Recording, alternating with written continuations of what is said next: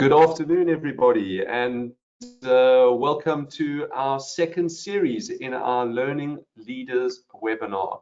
And I am so excited because we have again a record number of people attending our webinar today. There's been great interest from across our client base, even some competitors who are even joining us, and welcome. And I'm excited to host again three really great speakers. Our keynote speaker being Rapalang, who's also in the education and corporate learning space and has a lot to share with us. We also have the GM from Scania, which is Becky Smith, who also has some global experience in having worked in a training organization out of Canada in leadership related training. And then our third speaker is Alice, who's originally from South Africa, but currently based in the UK and works at Pearson and is the Director for Learning and Development. So we really have some heavy hitters that are joining us today, and I'm very grateful for them to have made the time to discuss a very interesting topic at a time when learning and development in itself is going to go through a pretty amazing, let's say, transition from typical classroom style training to include more digital and virtual and online learning. And what we wanted to do today is to share their experience so that you can learn and take that into your businesses. And just to remind you that the reason that iLearn has put these webinars together is because in our experience previously in running in-person events, having invited many learning and development and HR professionals, there was overwhelming feedback that learning and development professionals can sometimes in their own businesses operate in silos and don't often share good practice and experience in how they deliver various forms of learning and development within their businesses.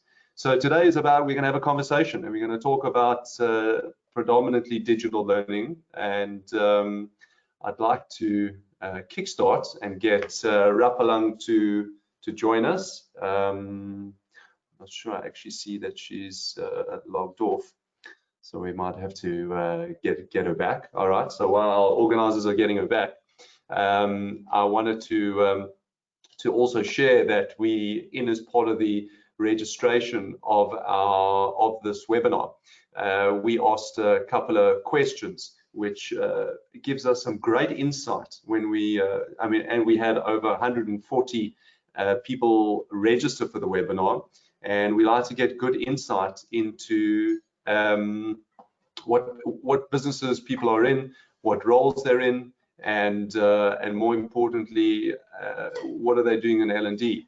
So like in a previous session we ran, we asked things like how many or are you increasing or decreasing your employee count? Are you increasing or decreasing your learning budget? And which was about a month ago, and there was an overwhelming feedback that there was almost a 50-50 split between companies that were focused on increasing digital learning budgets that were potentially decreasing employee counts, and how do we make learning with the best budget still have a same or similar impact to what we used to in classroom training. So yeah, so I see we've got Rapalang. Rapalang, if you can turn on your camera, and we can start our conversation.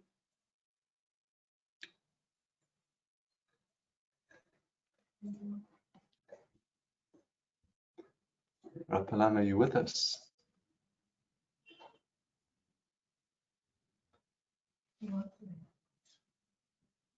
All right, if you'll just give us a moment while we sort out some technical issues and get Rapalang in the call.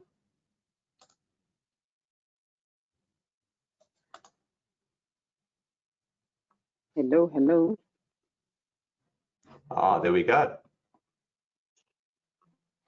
We had you for 2 seconds and then disappeared. All right, so it looks like she's having some technical problems. So I think what I'm going to do is I'm going to ask Becky and Alice to join me, and maybe we can reverse engineer this conversation. And if you guys can turn on your mics and your cameras, and let's start with you guys so we don't waste any more time and get the conversation going. There we go. Good morning to Alice in the UK, because it's only 11 o'clock, and good afternoon, Becky. Thank you for joining me. Hey, good afternoon. Thanks for having us. Good morning, and thanks for having us. Yes, thank you. And look forward to the sharing and learning with How you everyone. guys? Yes, fantastic. So, I'm assuming you're at home. As you can see, my background, I'm actually thankfully back in the office, which I've been for 3 weeks, which I must tell you has been absolutely marvelous to get some sort of normality. So yeah, I think I'd be interested if you would introduce yourself. Becky, maybe let's start with you and give us a bit of insight into your background. Sure. I'm also back in the office, so getting back to another new routine. So I've been in training development since about 1996. I started in Canada at a global mining extraction company. And then around 2000, I decided to take the big, brave leap into sales. And there I discovered that as much as learning and development was one of my passions, that selling and sales management was an even stronger one. So over the years, I've spent time just kind of dabbling in different aspects of training and development, mostly sales management, did some sales management in Canada for a global consulting and training company, which is how I landed up here in South Africa, because it was owned by 4 different South African partners.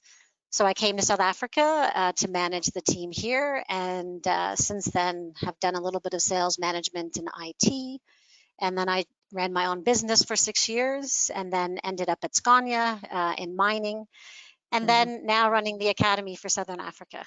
So it's been a really interesting, 20 some odd years. Yeah. Thank you, Richard. That's good for me. A rich journey. Yes, absolutely. Thank you. Fantastic. Beautiful. Alice, your turn.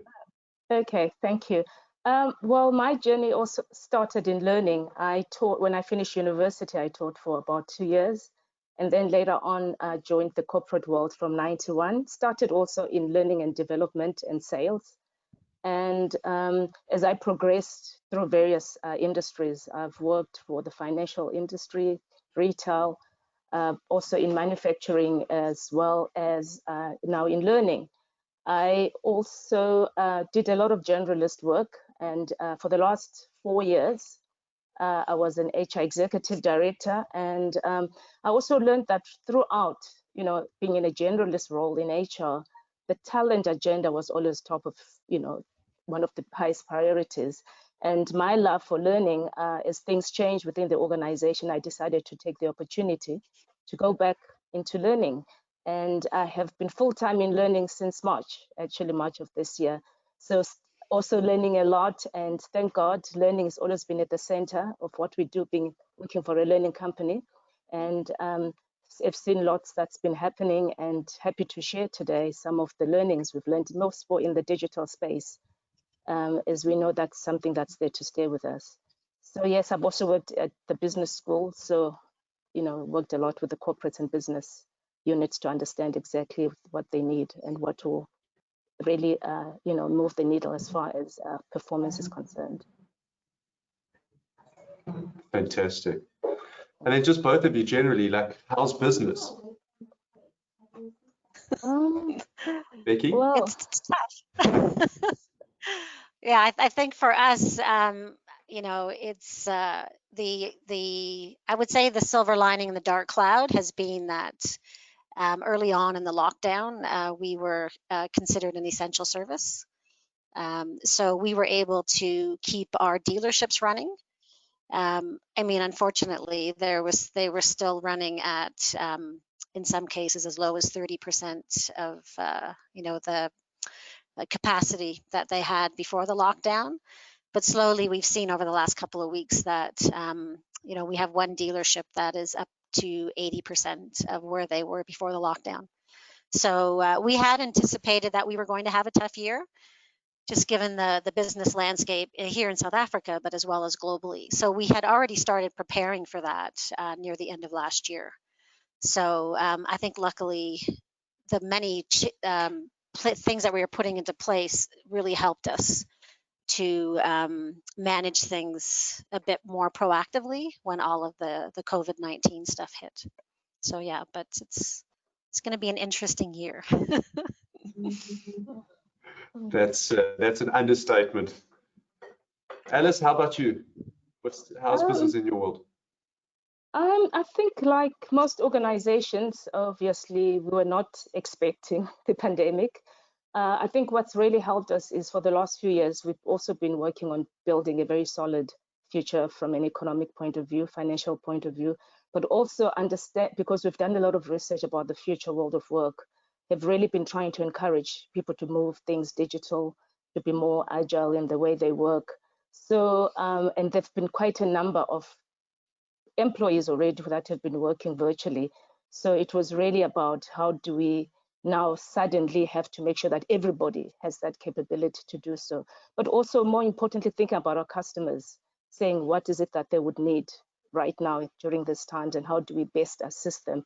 And we've also seen a lot of uptake in our online programs. We've been encouraging people for a long time to do that. So it's been really exciting for us, but also learning, what does it mean now, making sure that we manage remote teams, virtual teams. And we've tried to focus on opportunities and make the best and make sure we live to our purpose, which is really helping people to live and thrive through learning. Outstanding. So I think, my view is that the COVID opportunity is most certainly going to become the catalyst for online everything, e-commerce, online learning. Becky, I would love you to share your experience in how you may have scoped a digital learning solution. So, what was the business problem? Why digital learning solution? How you went about it, and maybe some success stories. Yeah, I think one that we would say we're most proud of is a project that we started from scratch. It's certainly still evolving. We, luckily, as being part of a global organization, we had access to our learning management system, which is through Cornerstone. So we already had a learning management system in place when we started the Academy concept back in 2017. But what we did find was some of our traditional ways of learning, especially when it came to product knowledge, so product and components, especially on the technical side, because there's the technical knowledge that you need for your service technicians and to run your dealerships, but there's also the product knowledge that you need for your salespeople. So you need to approach that in two different ways. So we decided as our first digital project that we would look at our products and components, and it made close to 5 days of like death by PowerPoint. The content was well over 300 slides. We said, okay, this is not going to work. And also the business was not responding well to that approach either, because there's no way that they could afford for one small portion of what kind of competence we needed to build, could we get them to that much time just on products and components. So we started our own learning portal and decided we were going micro modules, and we ended up with 4 different sections, and we designed modules between 7 and 10 minutes, and that allowed us to get the learning into small bite-sized chunks. It was more it was more appeasing to our managers out in the dealerships to manage productivity. And the other thing that we did was we creating a learning just about micro modules, webinars, where they would take the the mini module that they must use in the work, and then come together on a webinar for all the different salespeople to share their learnings and how their assignments were going. And then we would have at the end of that whole section and then transitioning into some of the stuff we believe should still be leader-led, but at least we could get all that content acquisition taken care of via online. And then just bring them in for the critical components and the practical stuff with the ILTs. So that's something that we've been busy with, and it's been really exciting. Sure, that really is exciting. That's brilliant. Well, we're going to get into the nitty-gritty of some of the behind-the-scenes learnings that you may have gone through or achieved along the way. But I see we have Rapalang back with us, which I'm delighted to see. Rapalang, and if you can turn on your webcam, if possible. We want to see your beautiful face. All right, looks like we're still battling a bit there. All right, so while our team's busy with getting her online, Alice, you want to share with us maybe some of your digital learning experiences at a perhaps current or previous role, and a bit of the journey around that. Maybe I can share something that is actually in progress. Towards the end of last year, we completed designing a leadership program for our rising stars, and we'd planned it that it was going to be in person and planned the summit. And obviously, when we're nearer the time to launch, and COVID-19 happened. So we had to very quickly pivot. And what we found very important for us was to really even get a much better understanding of the audience in terms of their preferences for learning, but because we understood that even though we're going to move it to a digital platform, there was much more than that. Should I continue? Is Rapalang? No, keep going. You're doing good. Okay, so it was very important to make sure that we do not compromise on the learning experience, and therefore we needed to really understand the different learners, because there were a group of learners across different countries with different time zones, different experiences, so that we decided to also involve them in the design of the delivery. We also now had to try and quickly pivot and repurpose the content that we had, because we had planned 4-hour in-person facilitated sessions. We realized that wouldn't work digitally. And so what we also now needed to look at other modalities, because we understood that it can just be online or virtual. We needed to make sure the engagement is not compromised. So we also started making sure that we turn it into very short, online, still virtually instructor-led, some of them, and also identify certain exercises and topics that we could do during the learning journey, and also making sure that we say what are some of the technologies or tools that we have that we can bring into the mix, because we had learned previously from attending other things that if you just stick to one mode, it can be quite boring. We've all heard about the Zoom gloom. So we thought Zoom alone or Microsoft Teams is not going to be the answer. At the center of everything is the experience. It's also making sure, as I said, you are catering for the diversity of the learners that we have. And so we have had 2 sessions so far, and it's an iterative process. We've really learned to be agile. And as we learn, pivot and introduce new things, we're saying, people spend most of their time on mobile. So we're going to be looking at how do we also incorporate that. One of the things that came out in the research. Can you see my presentation at all? Yes. People like to learn okay, together. no, that's fine. As long as you can see it, then at least it's.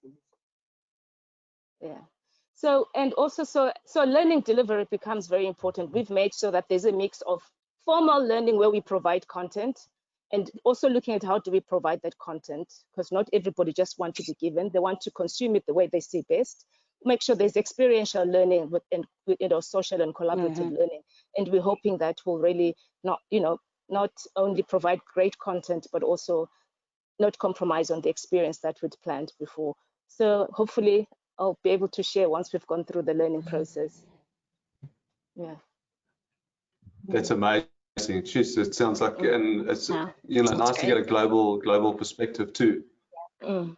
Mm. You know, having been through that, I mean, each of you, Mm-hmm. I would imagine that having perhaps put a solution in for the first time, there may or may not have been sort of immediate uptake.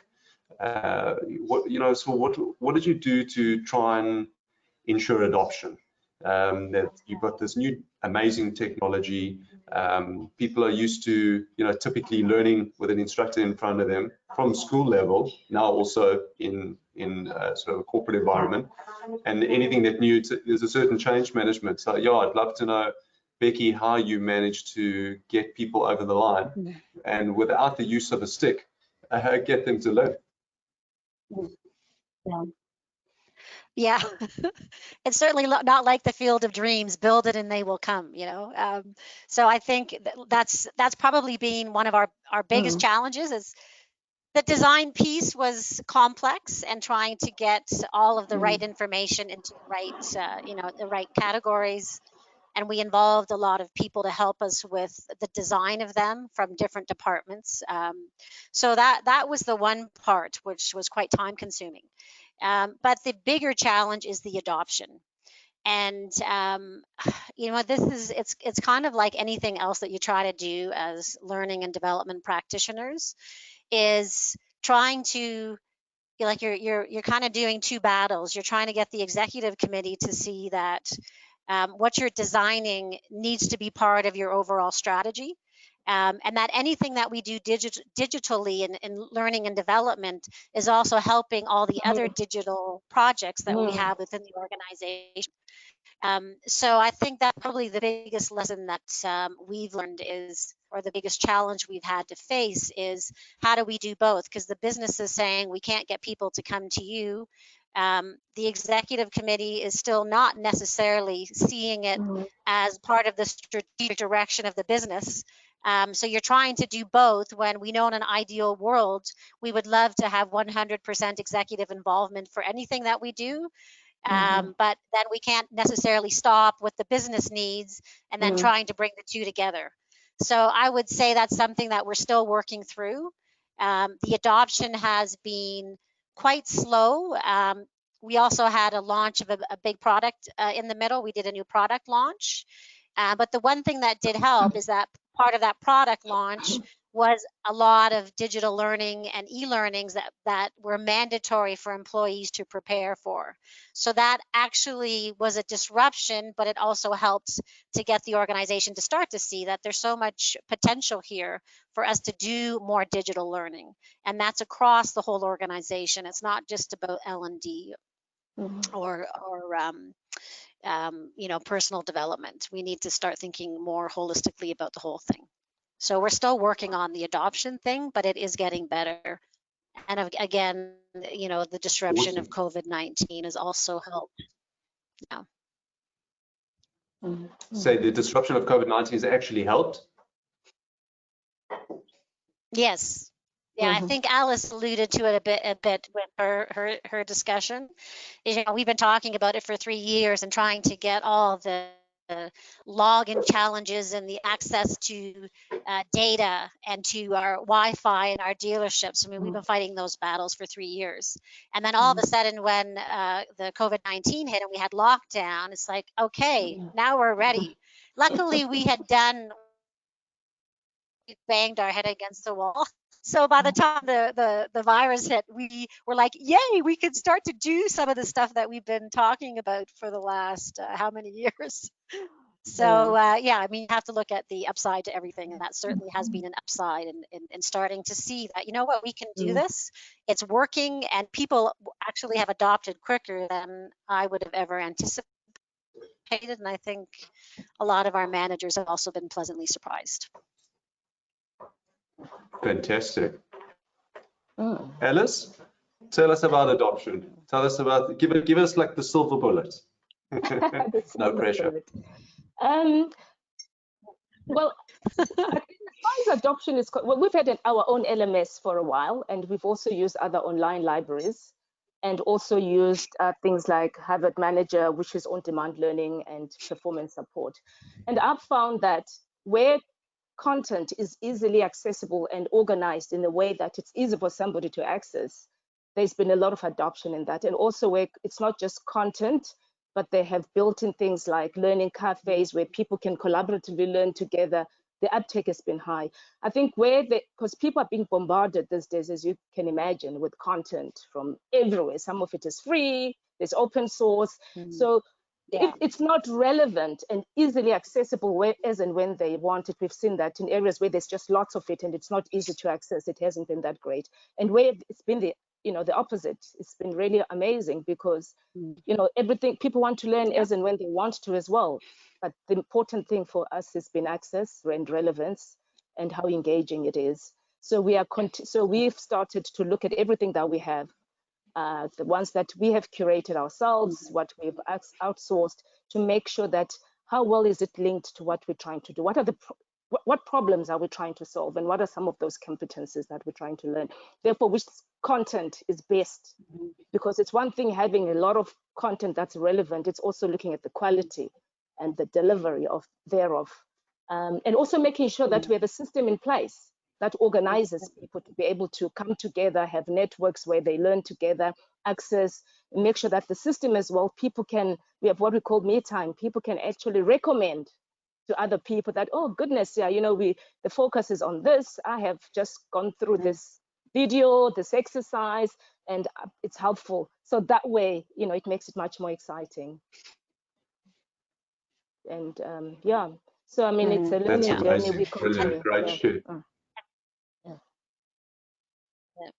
Alice? And there's a concept that was introduced. Sorry. Sorry. No, go for it. Yeah. No, I'm done on that question. Sorry, unless I missed something. I was sorry, I meant Becky. No, I think I was jumping in there. I was just going to comment on a concept that we found that I think will help with early adoption. Is in one of your previous webinars, you talked about L&D practitioners or training and development departments thinking more like marketers. And to me, that's probably the one thing that we can do better in the future. And it's over the lockdown. Also, it's given us a chance to beef up our marketing campaigns as well. And how the different mediums that you need to market by, because everyone in the organization has different access to technology. Some people don't have an email address. But the internal marketing is key. And it's like just when we're starting to sound like a broken record, I think that's likely when people are just starting to get it and it's starting to become part of the way they think. And if I do have a spare 20 minutes in the day, what can I do with it? I saw that marketing, we call it a marketing slick, about that new mini module on brakes or that new mini module on fuel. And this is the kind of thing that we need to keep in people's faces in the nicest way, of course, so they know what's available to them and make it easy for them to learn. I think that's been the biggest thing. Yeah, I totally agree with you, Becky. Yeah, I'd be interested to know then, are you finding users are accessing their learning more so on desktop over mobile, or does it depend on the content? What do you find, Becky, in some of the content that you're having to distribute? Yeah, I think it does change from one target. When in Southern Africa, we've got about just over 280 technicians. So they're just starting to get involved in technology, getting email addresses. So the way that they do their learning is mostly through a desktop terminal in an isolated training room where they can focus. Depending on the dealership, they might have of those PCs available. So for the technical staff, that tends to be the way that people are connecting and accessing, whether it's a webinar or e-learnings, whatever. When it comes to sales, then we see a lot more of access through tablets, phones. The thing that we like about Zoom is that it is easy to access basically through any device. So we have been using a lot of Zoom. And also the salespeople have easier access to data, of course, because they're part of the interface with the customer. So they have their business phones. They can use their personal hotspot if their 3G isn't working. If neither one of those are working, then they can use their home Wi-Fi. So we really have to think every time about who the target audience is and what is our method of delivery and how do we make it easier if we are doing some type of digital learning, and how do we help the dealerships and the managers of those people? How do we make it easy for them to also get their people in front of that PC? What kind of support and guidance can we offer them? Brilliant, thank you. Alice, and in your world, are you seeing more of a move to mobile? I think we haven't optimized the mobile bit, so it's difficult to tell. It's been really more on, accessing it on your desktops, and obviously some of it you can get through your mobile, but we haven't been tracking for me to really give an answer to that. So I think one of the things we're finding is the use of data and how you collect data. So now when we design any program, upfront, we're planning what data do we need to collect, because it's all about outcomes-based and evidence-based learning. So to do that, to come up with the evidence, you need to make sure you've planned your strategy for collating the data and how you go about it. So in the future, that's something that we'll be looking at. And then we would know exactly how to improve going forward based on evidence and based on real analytics and intelligence. Yeah. Yeah, and speaking of data, as in internet access to data, that often comes up as a barrier to entry in a lot of our solutions with clients. In fact, we just recently had an opportunity to present to a client who has 3,000 employees, of which 2,500 are blue-collar workers who have no email address, and would, they would potentially, in looking at a digital learning solution, have to rely on delivering it over mobile to the employee's own smartphone, not a company issued smartphone, and therefore would require connectivity. And in fact, they actually asked us to supply the learning on a DVD instead, which I was horrified with. But yeah, I would love to get your insight on that. Again, I think that's why it's so important to understand your context, the context of your learners, and make sure whatever tools and modalities, techniques you come up with, you are able to support all of them. And if not, make sure you're in a position to make a plan. Yeah. So I think it's something that we will have to start looking at going forward. At this moment, I think it's been very easy because it's been, a blended approach, having more in person as well where necessary, and just recording for people to watch afterwards. But I think it's something that would certainly need to look at. Okay, cool. I am delighted that we have Rapalam. Well done. Hi everyone, please tell me you can hear me properly. Can you hear me properly? Because I've been having a mini heart attack. I'm so sorry to everyone. That's okay. So all along I was thinking that it's my, okay, great. All along I was thinking it's the Wi-Fi, and it turns out to be the laptop. I've just changed computers and now it's working. So my laptop have died on me already. So don't take it personally then. No, please don't, because I'm absolutely mortified. I'm the most tech pro person I know, and now I've got myself into this situation. So absolutely mortifying. All right, so let's. Great. I don't know if you can see my presentation. Yes, I can, and I think let's give an opportunity to re-engineer our conversation. Maybe if you don't mind, just starting off, giving us a little bit of an intro, some of your background, and how you Sure. got to be so technically amazing. No, I don't know about the last part, but my background, what do I say? For the last 15 years, I've really been in tech startups, and my first startup was in voice over IP and telecoms. And for the last 5-6 years, I've been in learning and bringing learning science and technology together. So I guess I'm the kind of person who believes that we can use technology to solve problems that can be scaled, and those solutions can be scaled on a really large scale. And I guess my commitment to the space is because when I look at the continent and its potential, I know that we're not going to be able to reach its potential unless we find a different way to capacitate people effectively at scale. And that'll be the real key for our continent. So hope that's enough background. Great. Yeah, that's perfect. Brilliant. So today you're going to talk to us about, different modes of learning with perhaps a digital learning and tech viewpoint.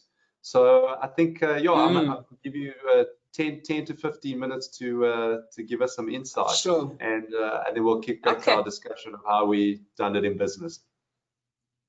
Okay, fantastic. Can you confirm if you can see my presentation since I've shown? Okay, Yes. Great. Yes. Perfect. So I'm just going to start going through that then.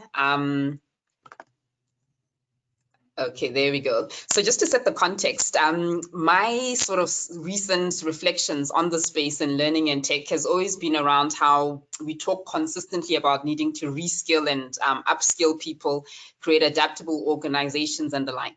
So that's sort of the lens, and these are some statistics from Deloitte's Global Human Capital Report and the World Economic Forum that really speak to the pace of change that is actually required going forward. And in my work, this is kind of the thinking in the background that sits there that drives a lot of the work that we're doing at Rekindle Learning, which is the business I've been working on for the last 5 years or so. And I know my fellow colleagues have talked a lot about some of the implementations and projects they've run. So just a quick background on some of the digital implementations and projects we've run is that we focus a lot on sort of the concept of micro and making learning as easily accessible as your social media, your email, and really avoiding a lot of reading and passive stuff so that people can engage and interact a lot. So it's taking 500-page sort of manuals like your typical Phase RE5 and packaging sort of short videos and interactive questions that people can actually undertake. And we find that people that are overworked and those super busy ones that never have time suddenly sort of find it easier to get through this content because it almost coaches them through it. Whenever you've got 10 or 15 minutes, it's about opening up your phone and your app and continuing from where you left off. And for those people that are not diligent, it kind of just prompts them and coaches them through this kind of stuff. And that's been sort of a key part of our approach so far.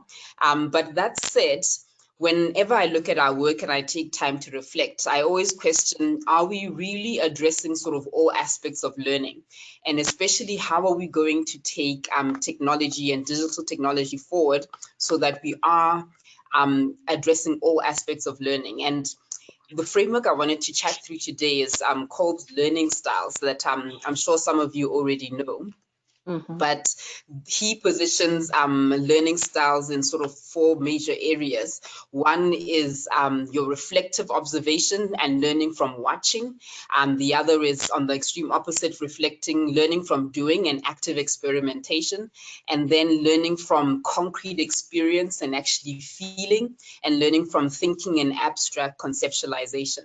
And what I want to do today is probably ask us to let's reflect on what are some of the learning interventions that we do in a face-to-face mode and in person in each of these 4 quadrants, and what are some of the digital interventions that we need to think about in order to encompass digital learning on all of these modes as well.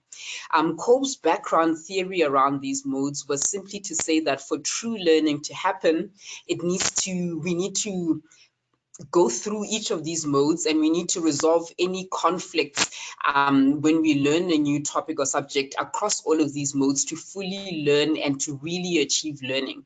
And learning only in sort of one quadrant doesn't get you to truly integrated learning. And I thought it would be a sort of a useful framework to reflect on some of the interventions that we've been doing in our respective work. So to go on to sort of the next step, what the model does is that it then looks at combining some of these quadrants. So the first quadrant is around thinking and watching, thinking and doing, and then feeling and doing, and feeling and watching. And what I did as an exercise for this chat, and I really wanted to get all the expertise from this call to help us sort of think through the different modes of learning that we provide in our organizations in the in-person, face-to-face format. And then secondly, we can unpack the digital interventions. And the whole point is really for us to consider whether we are designing more holistic sort of learning experiences that people will truly learn from and will truly enjoy. So in this sort of first quadrant, the think and watch, which for me was the easiest one to think about, is where we've typically go to workshops or classrooms and you've got lectures and talks. When one reflects by journaling and observing and debating and answering questions and the like, is how I thought some of the learning interventions that we do that are thinking and watching based actually happen. And when I think about what are some of the interventions that we do in thinking and doing, I think this often happens in workshops and exercises when you're doing projects. And then also other things that are not strictly learning functions. But I think as learning professionals, one needs to think about all the activities that happen in an organization, and hackathons and design sprints for me symbolize the kind of learning that is about thinking and doing in terms of the active experimentation and applying some of the theories that happen, that we learn in work. And then in the upper two quadrants, which in my mind are actually the harder ones for us to consistently scale and roll out and measure. We typically rely on the job experience, simulations or role plays, and doing projects in the real world to get the emotive and feeling and doing factor in. And in the last quadrant, when I look at feeling and watching, I thought this was probably one of the harder ones for me, and I'm not sure if I've completed it comprehensively, but feeling and watching, the only things I could think of was again on the job experience and storytelling that evokes those kind of emotions and the like. And my instinct in sort of going with this methodology was that I thought that we would find that the feeling and doing and the feeling and watching are the ones that we don't do enough of, and we haven't sort of thought of those modes deeply enough. So these are sort of the face-to-face interventions I've thrown out there. And when I pause, I'm keen to hear some of the inputs on what I'm missing in this graph. But then when I looked at the next step, what are the digital translations that we've tried to apply or thinking about applying in each of these four modes so that we do achieve truly integrated learning? In the first quadrant there around thinking and watching, for me, it's the stuff that we primarily do around e-learning and video.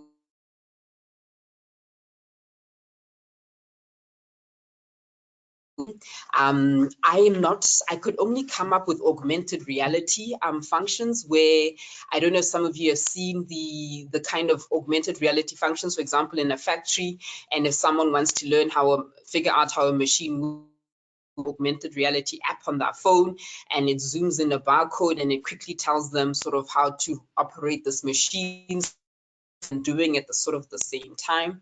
And then in the upper two quadrants is where again I felt we're very thin on what we're doing there. And the only thing I could think of that allows us to do the feeling and doing fully in a digital context or world was around virtual reality. And for feeling and watching, I thought videos probably still apply there. And I'm hoping you see from this graph that the bottom right corner, the thinking and watching, is what dominates most of our work and the interventions that we do. And this bias may well contribute to shortcomings in sort of learning interventions. And I'm constantly sort of reflecting on how do we create this more integrated sort of learning. And that's when I want to a bit more on the concepts of virtual reality and how that could be used in training going forward in the future. But before I do that, I thought I'd take a pause here and maybe get some reflections from my panelists or you, Richard, on this, and if it's understood what I was trying to say. Listen, I absolutely understand what you're saying, and bravo, this is a fantastic way to compare previous in-person training, obviously equivalent, and which talks about the transition. How do we plan and ensure there's continued learning impact between, you know, in that transition? So yeah, I think you're spot on. I think let's bring Alice and Becky back. Sure. If you guys can turn on your webcams, and then we can hear and see you. There we go. Yeah, so Alice, yeah, I mean, when you're designing for learning impact, I'd be interested to know, like, how have you gone from instructor-led training on a particular curriculum or topic and still, in your opinion, achieve the same learning impact in a digital learning intervention? I think, as I said earlier, this is a space where we're all still learning and trying to do the best that we can with what we have. And what we've made sure is that in the design, just to make sure that it's an integrated experience for the learner, make sure that there is experiential learning, which I think speaks to some of what you have there in terms of you don't only hear, you actually try, whether it's on the job, whether it's, you know, giving them, you know, a simulated kind of experience, and also make sure that it's a good balance also with social learning from others. And the way that they learn from others is not just from observing, but it's about sharing ideas. It's about working on a real project together. For example, you can say if people bring their own problems, where they together as a teams, they can help each other. And also making sure that in between, you're not contact, it's digital these days, there's space for reflection. Because when people reflect, they think, I think you actually start feeling. And also making sure, again, there is that partnership between the learner and the line manager who's on the job, who will make sure that they provide the opportunity to apply the learning, provide feedback. So it's been a way to try and make sure that it is a very integrated and holistic experience for the learner. But I cannot say we've arrived. There's things like augmented reality, which we have not even optimized because it's quite new. You know, it's about how do you do that with virtual. So most of it has really been around videos, e-learning, simulations, which we've been doing face-to-face, saying how best are we going to now do it digitally? So it's work in progress. Yeah, definitely. Yeah. Thanks a lot. Yeah. Definitely appreciate those inputs. And I totally agree with you that we really have been focused on sort of that bottom sort of right quadrant. So what I really want to seed in sort of everyone's mind, and I hope you can still hear me, is the potential for virtual reality and augmented reality to close some of the gaps that happen on a digital learning environment.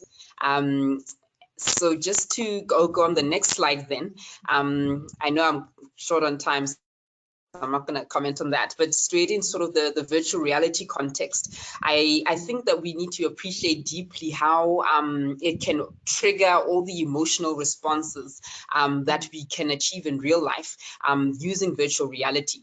And that's why it can play such a key part in learning. Sorry, before the video plays.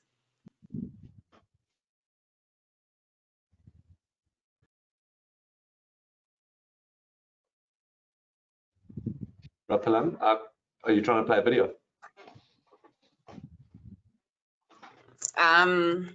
Yes, I was trying to play the video. I'm not sure if it was coming out at all.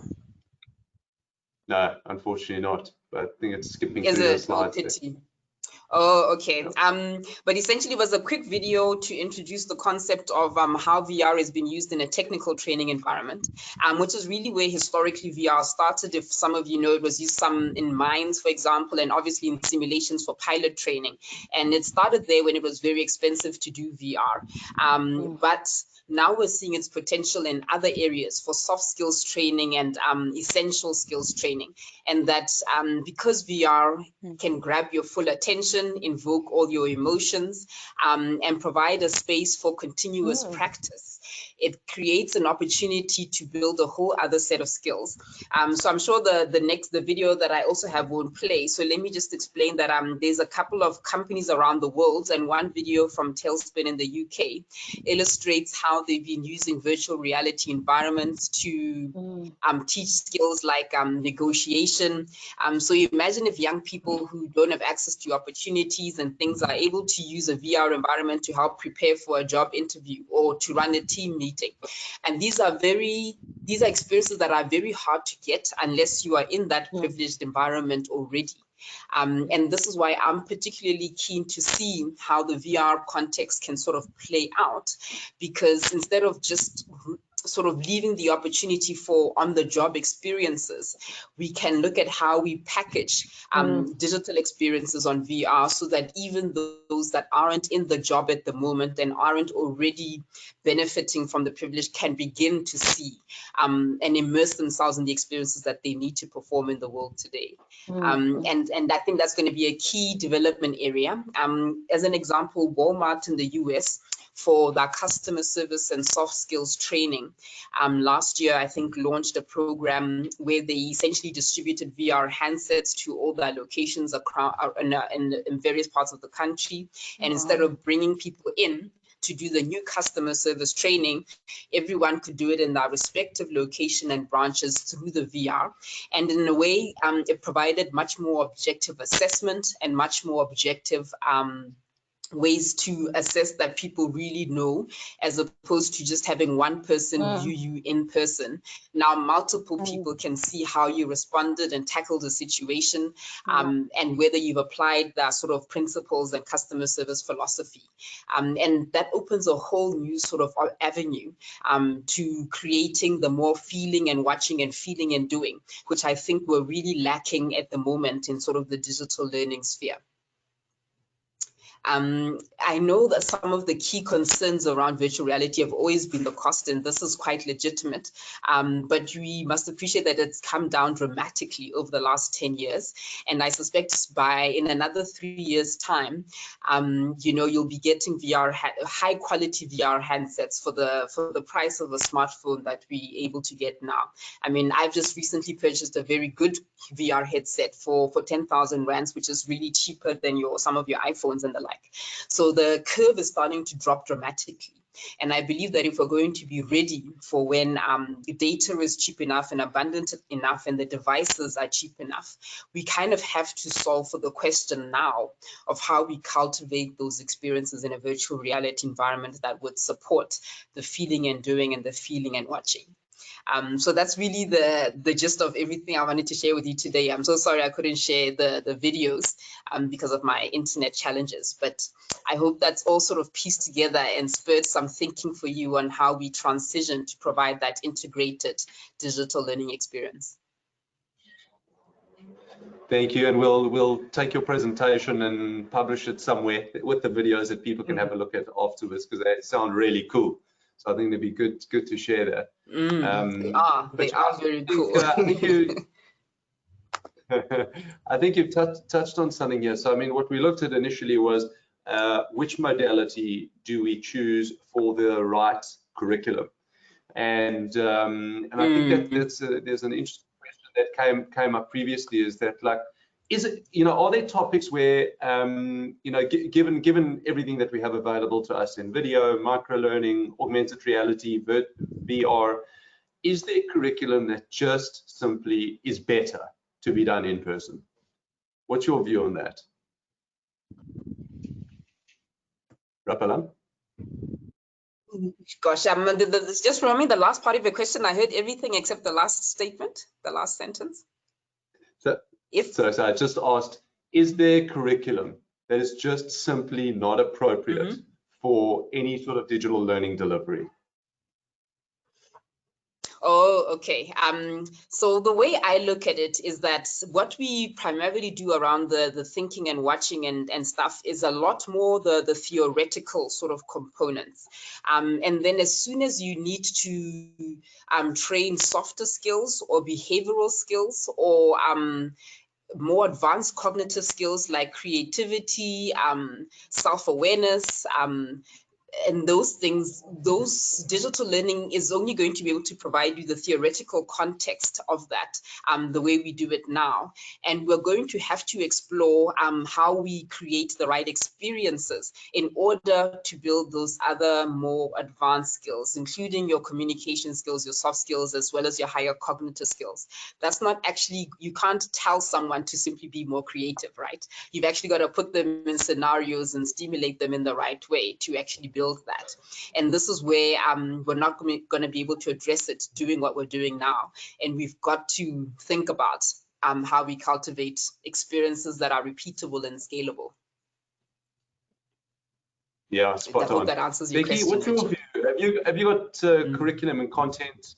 I would think being like automotive parts that you got to touch and feel, and what's your view?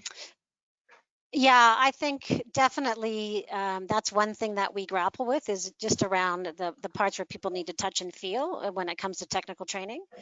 It's also something that I've given a lot of thought to, especially given the question that you sent, the questions that you sent out prior to the webinar around, is there certain trainings that lend themselves better to digital and or not? And I think certainly from a content acquisition point of view, you can pretty much use digital learning for anything.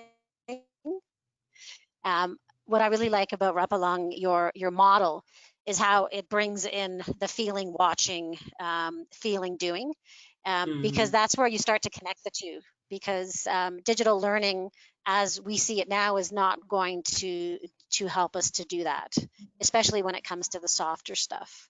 So I think that the next step for us has also been looking at virtual reality and how can we use that across all the different types of training that we do, whether we're talking about personal mastery stuff and communication skills, as well as helping a technician to remotely, sitting in a workshop, be able to get the same kind of experience he would get if he's practicing in our practical area, where we have this very secure and environment where we can control the quality, we can control the interruptions that are happening around, and we can ensure that when they're doing their practical assessments that they're actually understanding the concepts and they're able to do it. So I think virtual reality is definitely the next step for us. A lot of the other parts of the training with e-learnings and webinars and videos, we're now doing that and combining those things for a learning experience rather than using them in isolation. But to take it to the next level, it's really getting brave enough to step into the VR world, because everyone's like, people are afraid of it. And what if we try it and it doesn't work? Well, we have to stop striving for perfection and just jump off the cliff and start experiencing and experimenting, and we'll figure it out. That's so true. I'm going to take a different tack because we are at the top of the hour and we typically end. But I think if people are still interested to stick around and listen to the conversation, we'll go over a bit and bend the rules. So yeah, I wanted to take a different tack to ask, in terms of the local context, all these modern, global, amazing technologies. We also have these things called QCTO and CETAs and DHETs and CHE and all these lovely governing bodies that sometimes feels like they put us in a box. And I would just love to understand, how do we break out of the box? And are they seeing these opportunities? Alice, have you seen anything in that respect in your world? Sure.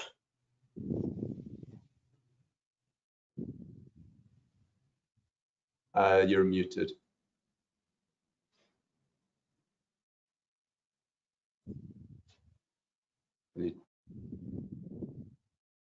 All right, we'll come back to you, Alice. Try and get you. I've Sure, I managed to can. There we unmute. go. I had been muted by the organizer, sorry. That's a huge challenge. I think, I mean, in the last few years already, not even talking digital, just talking about learning that's required by the business to meet business needs.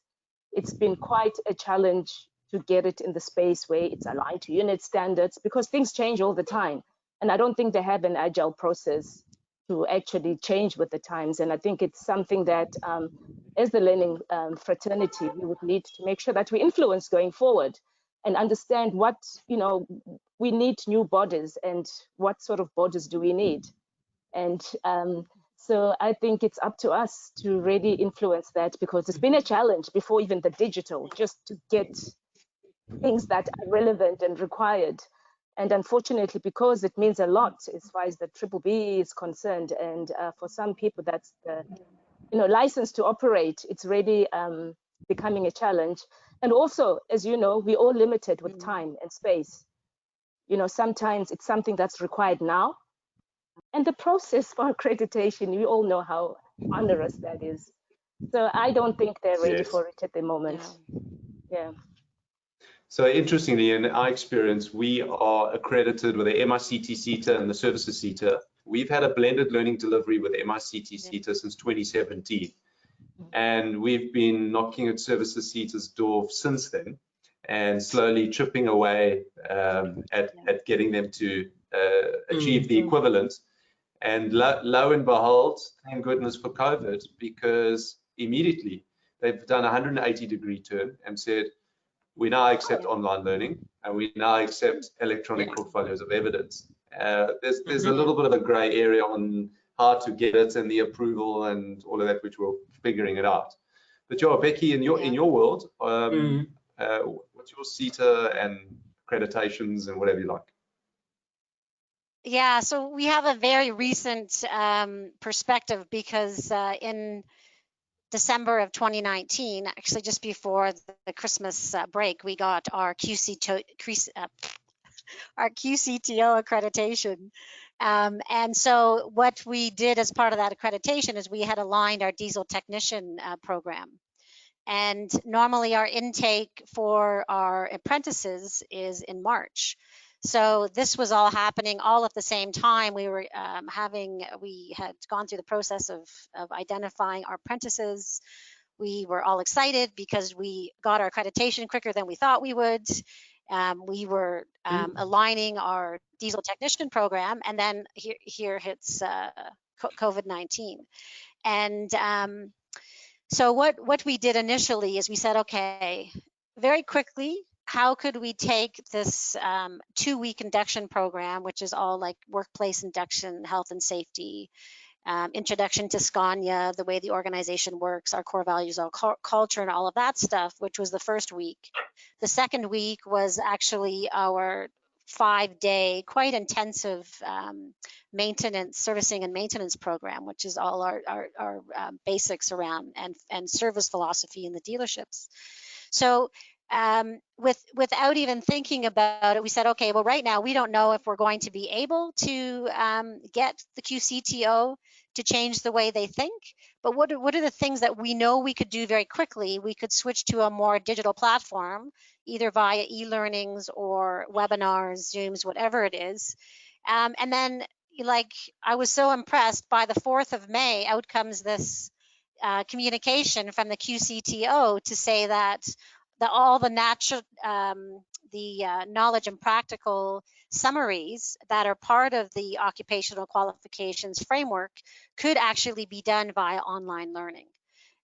So that was extremely impressive. I was thinking that was going to take another 6 months for the QCTO to get on top of, and they actually did it quite quickly. So yeah, I think for us, as soon as the organization now for us would be, how do we navigate through this new world now that our employees are starting to return back to work, is how can we take advantage of these, the flexibility of the QCTO. and we can pick up where we left off and really start to utilize our digital learning in that space, because we did feel a bit confined. We are trying to decide, do we have our apprenticeship program, do we not? And looking at the budget, it's like, if you're not in learning and develop, you don't understand that we don't bring people in because we like to spend money and we have nothing better to do. But if we want to, keep our accreditation, we have to follow the process. And at that time, it did not include any type of recognition of online learning for the knowledge and practical components. So it now opens up the door for a lot more creativity and flexibility, which I'm really excited about. Fantastic. Well, I think that's probably actually a good place to stop. We're a little over our time, and I think this COVID opportunity is going to turbocharge all of these wonderful learning methodologies. And listen, you give me hope when I hear stories like this, what you guys are thinking and feeling and putting in place and pushing the envelope. And Becky, you're 100% right. We as a fraternity and industry, we've got to lead the way, not the other way around. So thank you so much for joining us, and I really appreciate the opportunity. You're so welcome. And thank you, and apologies for the mishaps. And thank you, everyone. That's all good. We love and learn. Thanks, guys. All the best to you, and we'll chat to you soon. Thank Cheers. you. Bye. Okay. Yeah, thank you. Bye, everyone. Bye, everyone.